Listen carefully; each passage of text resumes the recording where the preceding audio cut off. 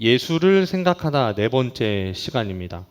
지난 우리 히브리서의 말씀 1장부터 2장의 내용들을 우리가 좀 생각을 해보면요. 옛적에, 그러니까 구약 시대에 기록된 것을 통해서 수많은 선지자들과 사람들과 또 일들을 통해서 말씀하셨던 하나님이 직접 이 땅에 오셨습니다.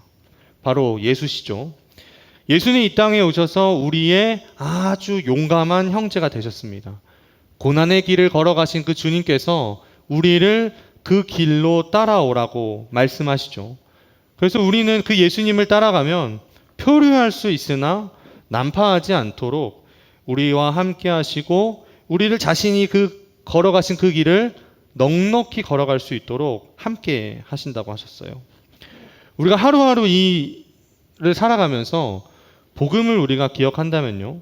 이 땅에 인간으로 오셔서 우리를 위해 죽으신 예수 그리스도, 그 십자가를 우리가 기억한다면 고난은 힘든 일로 끝나는 것이 아니라 도리어 우리를 예수님 닮은 모습으로 빚어가고 깎아가는 하나님의 연단임을 알게 되고요. 그때 비로소 우리는 주님이 나와 함께 하신다는 사실을 알게 될 겁니다. 지지난주에 말씀을 마무리하면서 금 목사님께서 여러분들에게 하나 이렇게 적용하자고 했었죠. 예수님과 산책하기. 어때요, 여러분? 산책 많이 하셨나요? 저도 지난 2주간 부단히 노력했습니다.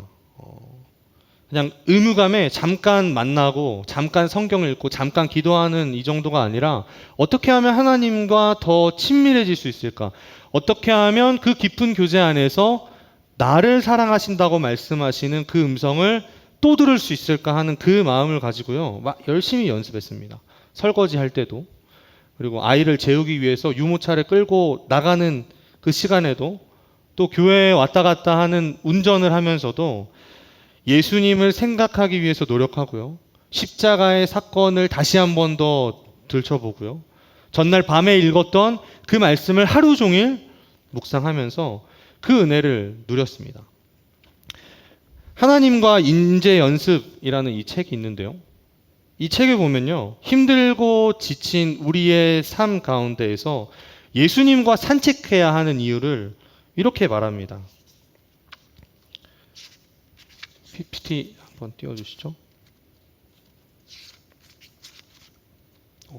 어디 빠졌나봐요. 여기 있다.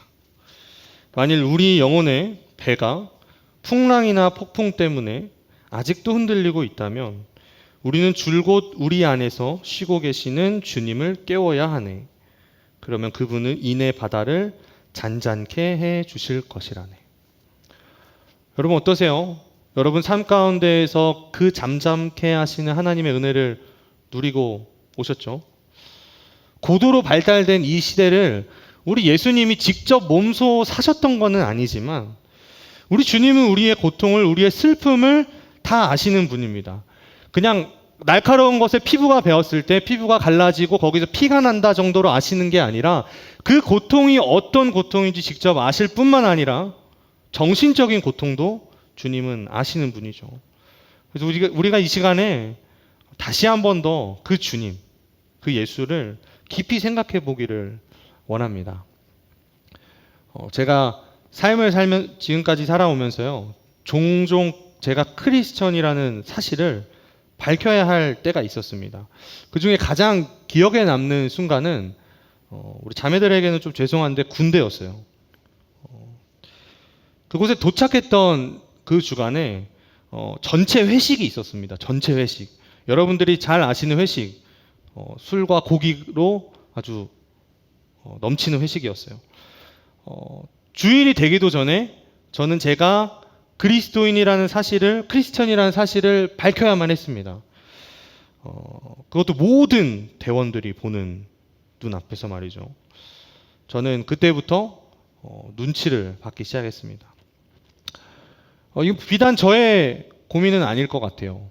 성인이 되자마자 예수를 믿는다고 중고등학교를 다니고 성인이 되어서 청년의 삶을 시작하는 모든 사람들이라면 한 번쯤은 고민할 겁니다. 술, 담배. 괜찮을까? 주일 예배 빠지는 것. 많은 그리스도인들이요, 그리스도인이기 때문에 이건 하고 저건 하지 않는다고 이야기를 합니다. 그럼 이렇게 한번 질문해 볼까요? 술 마시지 않기 때문에 그리스도인일까요? 술 마시면 그리스도인 아닐까요? 만약에 우리가 이런 식으로 이 예수를 믿는 그리스도인들을 나누기 시작한다면 아마 우리는 우리의 행동으로 사람들을 판단하게 될 겁니다. 물론 야고보서의 말씀처럼 믿음을 증명하는 가장 좋은 방법은 믿는 대로 행동하는 것이죠.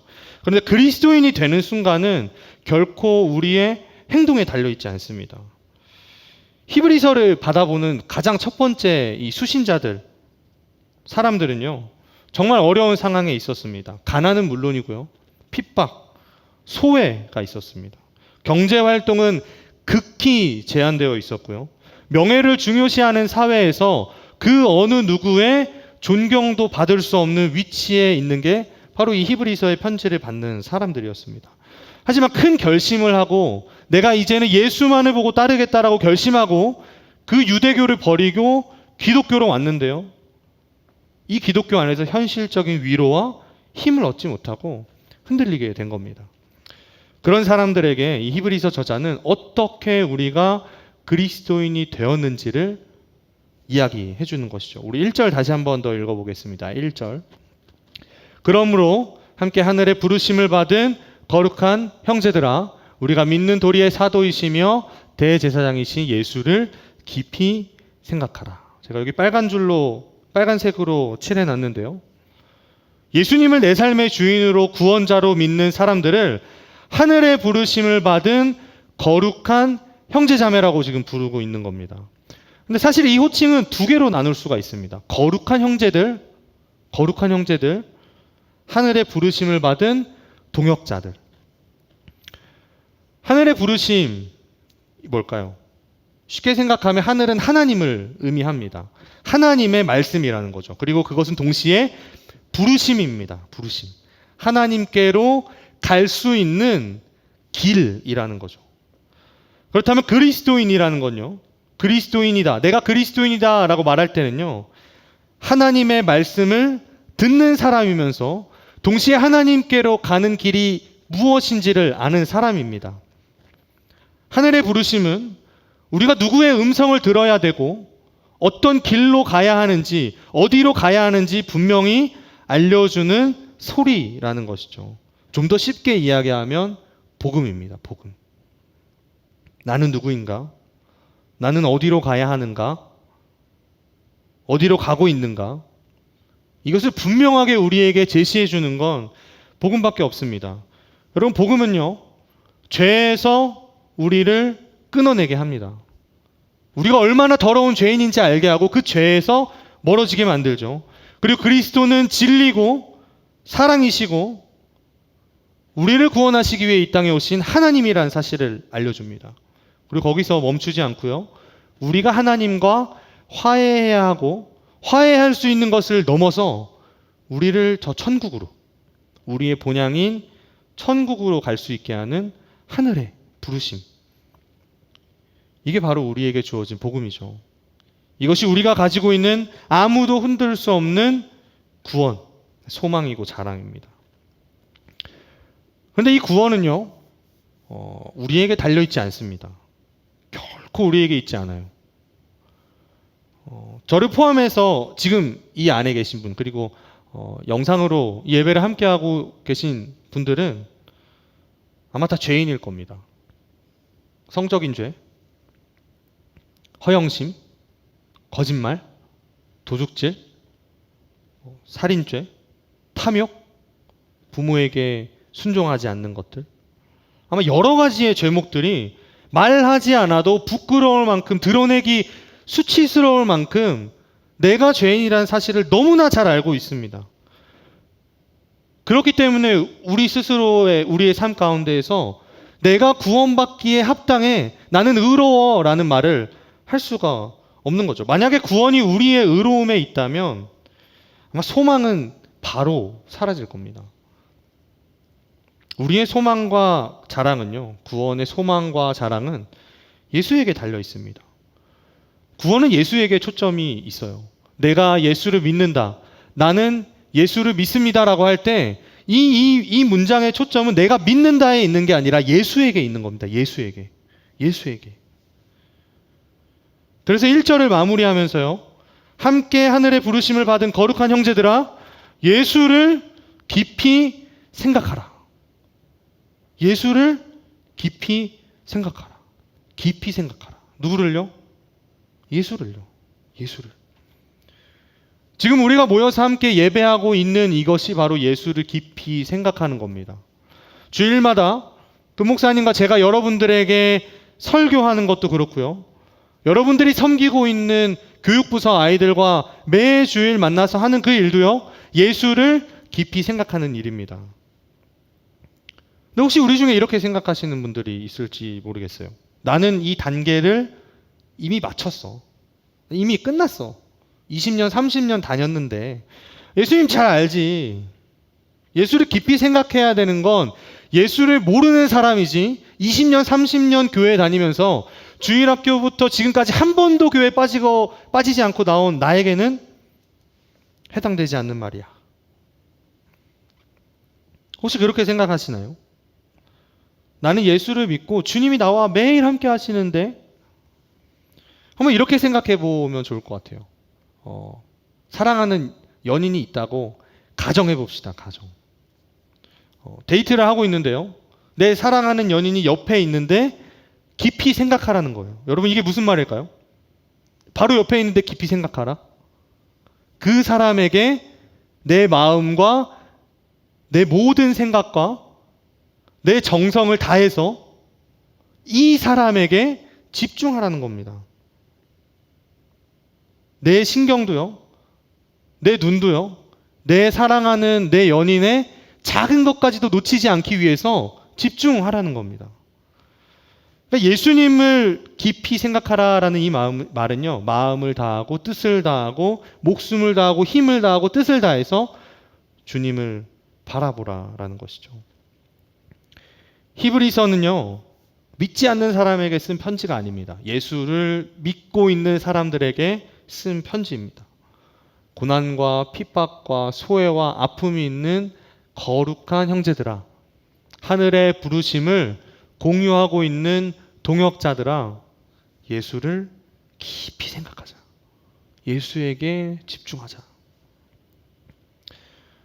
예수를 깊이 생각하는 건 자동적으로 되는 건 아닙니다. 제가 제 아내에게 제일 이렇게 설교할 때, 설교 피드백을 받을 때 제일 많이 듣는 말이 뭐냐면 이렇게 허리 좀 피라는 겁니다. 이렇게. 제가 약간 거북목인데요. 이렇게 피라고. 근데 그 말을, 저는 제 아내의 말을 정말 아주 법과 같이 지키려고 하는데요. 그 말을 듣는다고 해서 제 허리가 펴지지는 않습니다. 제가 펴려고 노력해야 되고 시도해야 되고 계속해서 내 지금 허리는, 내 목은 구부정하니까 올바른 자세를 위해서 저는 계속해서 생각하고 펴야 하는 거죠. 마찬가지입니다. 자동적으로 예수를 깊이 생각할 수 있는 게 아니에요. 자동문 열리듯이 예수가 생각나는 게 아닙니다. 그렇죠? 여러분들도 그렇죠?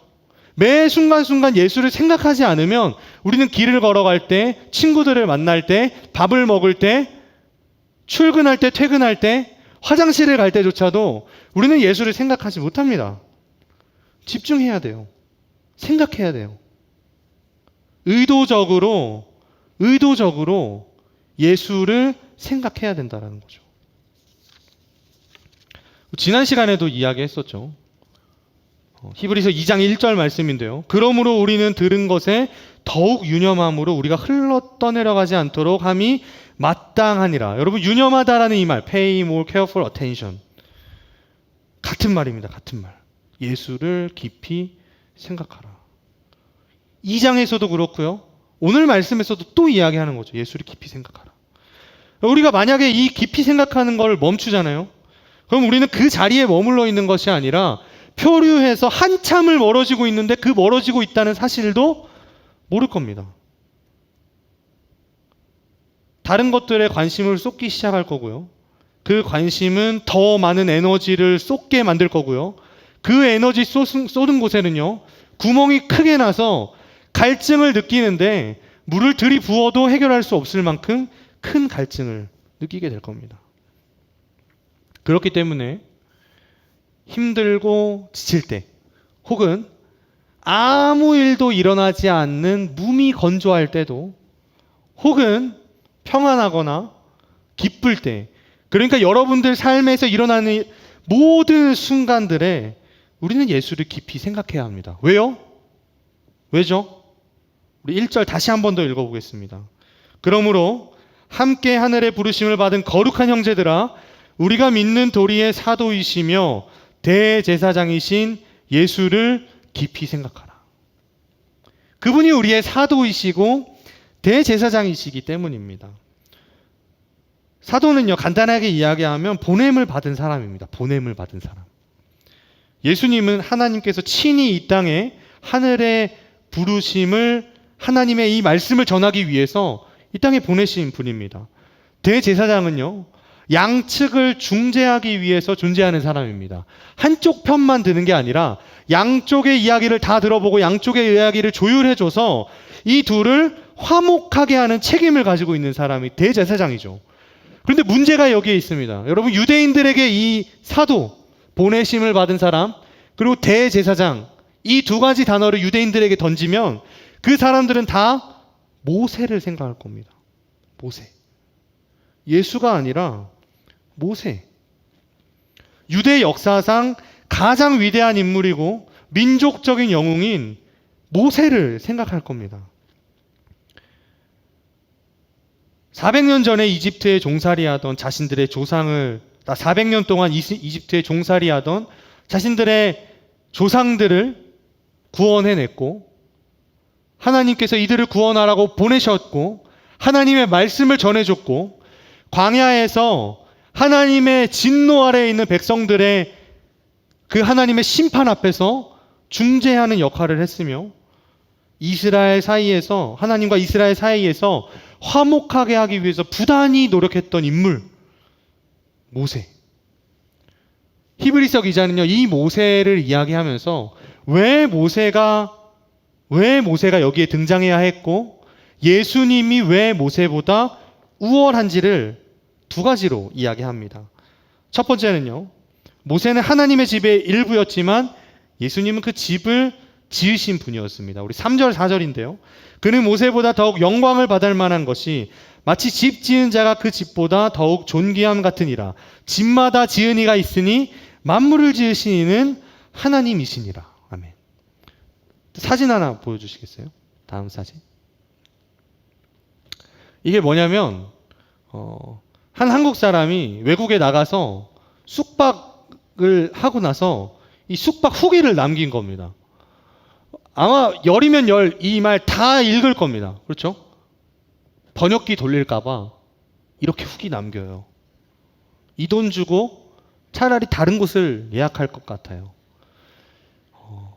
개조한 곳인 거 겁나 티나고 방음 1도 안 돼요. 못 읽는 분 계시나요? 다 읽을 겁니다. 그렇죠? 우리가 쓰는 한글은요, 정말 최고의 언어입니다. 모든 나라의 말을 우리는 다 한글로 기록할 수가 있죠. 근데 우리가 한글의 이 위대함을 보면서 와, 한글은 위대하다, 여기서 끝나나요? 그렇지 않죠?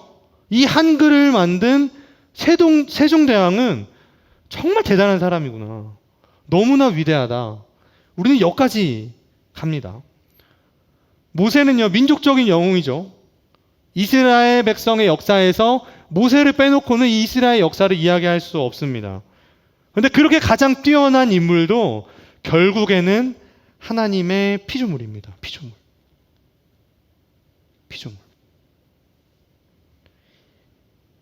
하나님의 집인 이스라엘 백성들을 열심히 이끌고 돌아다니고 이들에게 하나님의 말씀을 잘 가르쳤지만 가르친 거에서 끝나는 거예요. 집을 지었던 것 뿐입니다. 집을 지켰던 것 뿐입니다.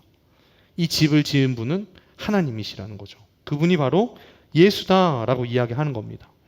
두 번째는요, 모세는 종이었지만 하나님은 아들이기 때문입니다.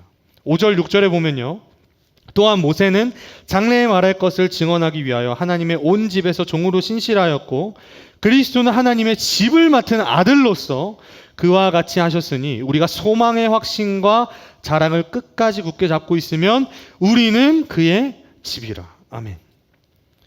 모세와 예수님 둘 다 신실했습니다. 다 열심히 섬겼어요. 그러나 신분의 차이가 있죠. 제가 고양이를 키웠는데요. 고양이의 이름은 쿠키였습니다. 알록달록해서 그 고양이를 쿠키라고 이름을 지어줬어요. 근데 이 하루는 이 쿠키가 집에 나가서 한참을 들어오지 않다가 임신해서 들어온 겁니다. 저는 이 쿠키를 열심히 섬겼어요. 잘 돌봐주고 새끼를 잘 낳을 때까지 집도 만들어주고 밥도 갖다주고 더우면 선풍기도 틀어주고 그리고 이 쿠키가 이제 새끼를 낳았습니다. 까망이라고 이름을 붙였어요. 까망해가지고. 그리고 저는 그 까망이의 집사가 되었죠. 바로. 마찬가지입니다. 모세는 종으로서 하나님의 이 집을 섬긴 거고요. 예수는 아들입니다. 변하지 않아요. 변하지 않습니다. 변하지 않습니다.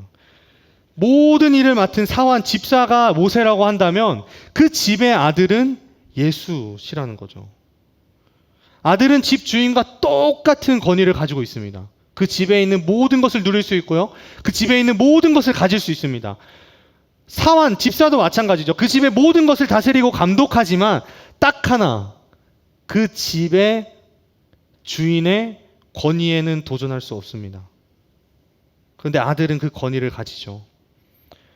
그러니까 아무리 뛰어나고 대단한 모세지만 너희들의 사도이자 대제사장이라고 생각하는 그 모세도 하나님이 지으셨고 하나님이 다스리시고 하나님께 공급받아야 하는 사람이었다.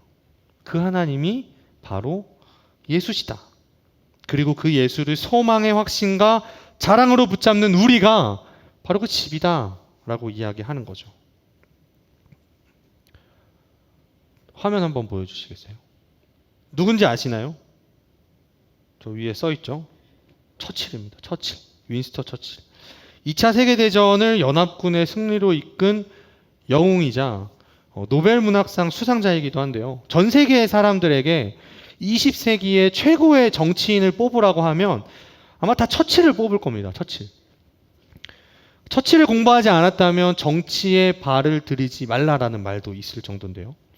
미국의 국무장관이었던 헨리 키신저가 아까 이건 책이었는데요. 노먼 로즈가 쓴 이 책, 이 처칠의 책을 읽고 나서 정치적인 영웅과 단순한 슈퍼스타에 대해서 이렇게 서평에 기고했습니다. 우리 세대는 윈스턴 처칠 같은 인물을 이해하기가 어렵다는 것을 발견한다. 우리는 익숙한 정치 지도자들이 영웅보다는 슈퍼스타가 되는 것을 일반적으로 열망한다. 이 구분은 중요하다. 슈퍼스타는 찬동을 추구하고 영웅은 홀로 걷는다. 슈퍼스타는 여론을 갈망하고 영웅은 그의 임무로 인해 있게 될 미래의 심판으로 자기 자신을 정의한다. 슈퍼스타는 지원을 구걸하기 위해 기술적인 성공을 추구하고 영웅은 내적인 가치의 부산물로서 성공을 추구한다. 시대의 흐름 속에서 처칠, 곧 진정한 영웅은 신화가 되었고 이제는 거의 상상할 수 없는 것으로 바뀌었다. 여러분, 이 평가 속에서 우리가 발견할 수 있는 한 가지가 있는데요. 그게 뭐냐면 이 시대에는 수많은 슈퍼스타는 있지만 더 이상 진정한 영웅은 없다는 겁니다. 수많은 사람들의 환호를 받으면서 명성을 얻고 인기를 얻고 부와 명예를 쌓는 슈퍼스타들은 많고 또 그 슈퍼스타가 되기 원하는 사람들은 무수히 많지만 모든 사람들의 대신해서 짐을 짊어지고 묵묵히 주어진 길을 걸어가고 희생하며 그 삶을 불사르는 영웅은 더 이상 없다라는 겁니다. 많은 사람들은 슈퍼스타가 되기를 원하지 영웅이 되고자 하지는 않는다는 거죠. 그런데 교회에도 마찬가지인 것 같아요. 많은 사람들이 예수님을 슈퍼스타이기를 원하는 것 같습니다.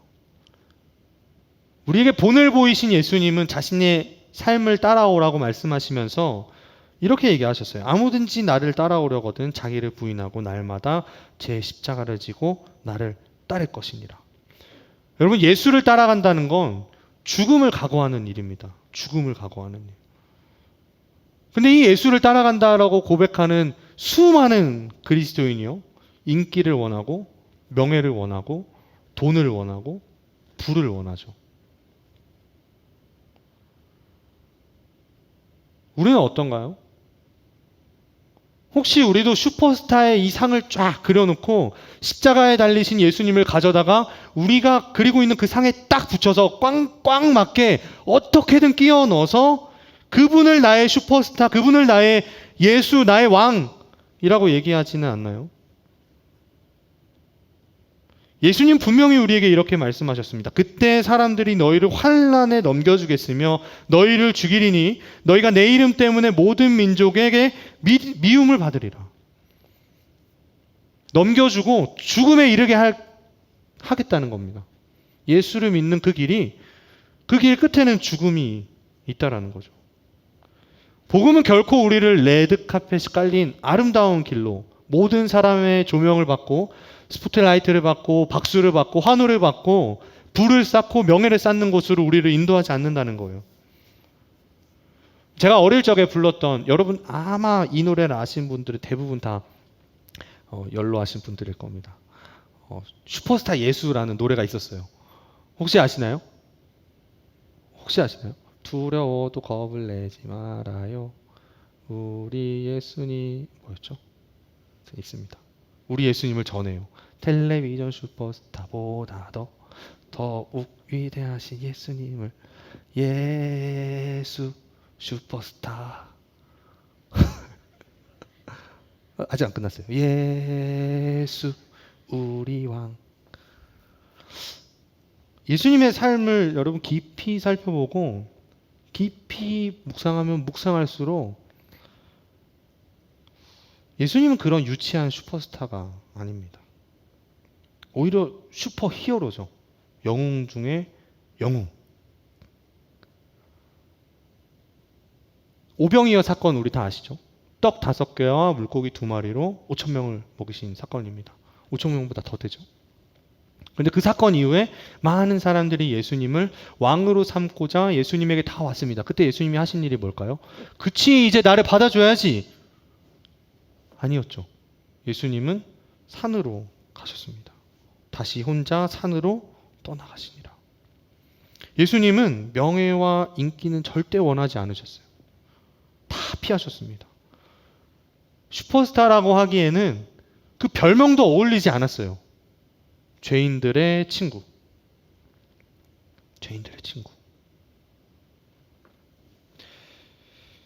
코로나 때문에 우리는 다시 또 이제 온라인으로 돌아가게 되었습니다. 2주만 한다고 했는데 솔직히 언제 다시 모일 수 있을지는 모르겠어요. 이렇게 한 치 앞도 우리의 인생은 모르지만 우리가 소망하고 자랑하고는 딱 하나는 있잖아요. 예수.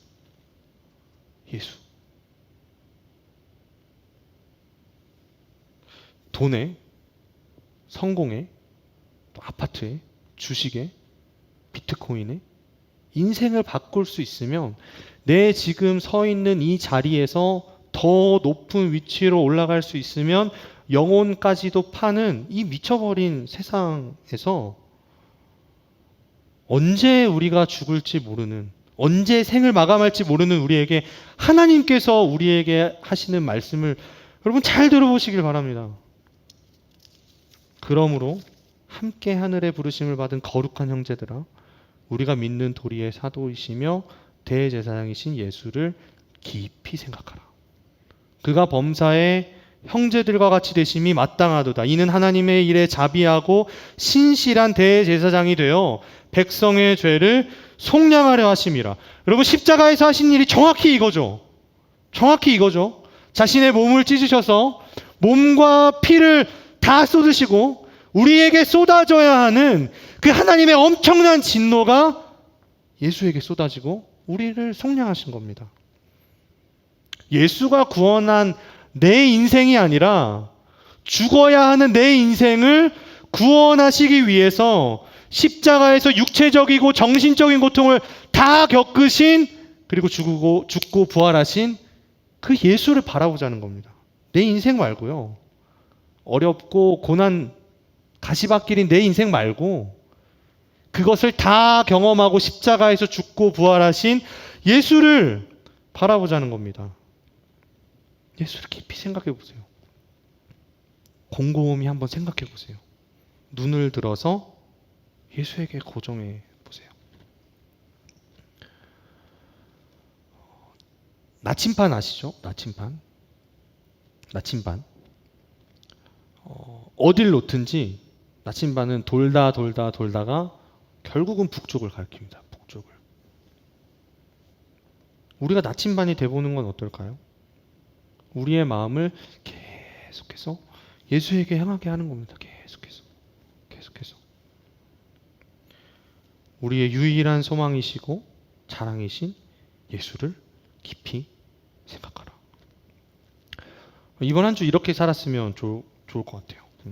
거리두기 단계 때문에 이제 나갈 수 없잖아요. 많이 못 나가잖아요. 집에서 보내는 시간이 많아질 것 같은데요. 한 주간 예수를 깊이 생각할 수 있도록 제가 매일 짧은 묵상을 보내드릴 건데요. 이 말씀을 묵상하시면서 예수를 더 깊이 알아가고 곰곰이 생각해보고 우리의 소망의 확신과 자랑이신 예수님을 굳게 잡을 수 있기를 원합니다. 그분을 붙잡을 때